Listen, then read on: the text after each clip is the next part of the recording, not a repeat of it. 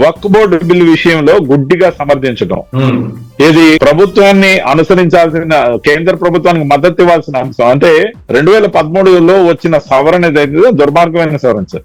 వక్ఫ్ board అనేది ఎవరైనా దాతృత్వం ద్వారా ఇచ్చే నిధిని తిరిగి ఇవ్వాల్సిన అవసరం లేకుండా ముస్లిం మతానికి సంబంధించి, ఇస్లాం ధర్మం ప్రకారం ప్రవర్తించే వాళ్ళకి సంబంధించి కుటుంబాలకు మేలు చేసేందుకు వాళ్ళ మసీదులకు, మదర్సాలకు, లేకపోతే వాటి అభివృద్ధికితో పాటు ఎడ్యుకేషనల్ ఇన్స్టిట్యూషన్స్ కి, లేకపోతే వెల్ఫేర్ కి వాడడానికి పుట్టింది.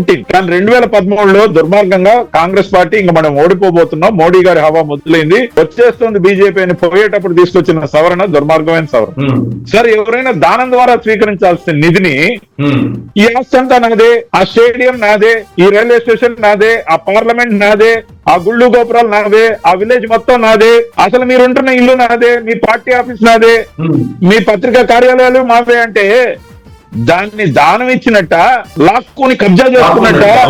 అలాంటి సవరణ తీసుకొచ్చిన దాన్ని సవరించడానికి నరేంద్ర మోడీ గారు సంకల్పిస్తే దాని లోతులోకి పోకుండా ఓపెన్ గా మిథున్ రెడ్డి గారు పార్లమెంట్ లో ఏం చెప్పారు? 15% మంది మనోభావాలని, వాళ్ళ హక్కుల్ని కాపాడడానికి మేము దీన్ని వ్యతిరేకిస్తున్నామని చెప్పారు.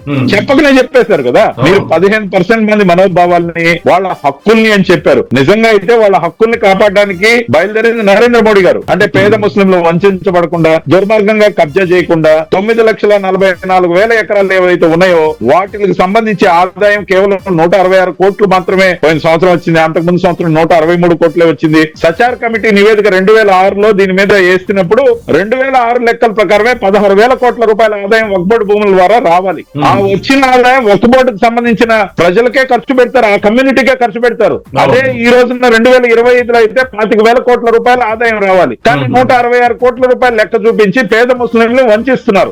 అంతేకాదు కబ్జాలు పెరిగిపోయినాయి. ప్రతి ప్రాపర్టీకి సంబంధించి వాళ్ళకి లేని హక్కుని, ఏది జబర్దస్తిగా తీసుకునే హక్కుని కల్పించిన దాన్ని సవరించడానికి వస్తే 15% మంది మనోభావాలు, హక్కులు అని చెప్పి అబద్ధం చెప్పి మైనారిటీని ఈ రోజు కూడా కాంగ్రెస్ లాగా, మజ్లిస్ లాగా YSR Congress party vote bank లో ఏదైతే పరిగణించిందో ఈ దుర్మార్గానికి ప్రతిస్పందన ఏంటంటే వీళ్ళు మర్చిపోతారు అనుకున్నారు. రాబోయే ఎలక్షన్ ఒకటి ఉంటుంది, వెయిట్ చేస్తుంది.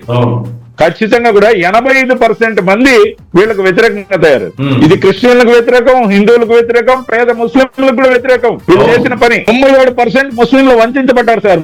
3% మంది కబ్జాలో వక్ఫ్ బోర్డు భూములు ఉన్నాయి ఈ దేశంలో. అలాంటి బిల్లుకే ఆమోదం తెలపడానికి సపోర్ట్ చేయకుండా ఓటు బ్యాంక్ అని చెప్పి మరుసటి రోజు ఎప్పుడైతే 85% హిందువుల ఓట్లు అడిగే అర్హత మీరు కోల్పోయారని నేను అన్నానో, నేను ఒక్కడన్నానో చాలా మంది అన్నారో తెలియదు కానీ వెంటనే హిందూ ధర్మ పరిరక్షకుడు వైఎస్ జగన్ అని వైఎస్ఆర్సీపీ పార్టీ వేసుకోవాల్సిన పరిస్థితి, దుస్థితి ఎందుకు వచ్చింది?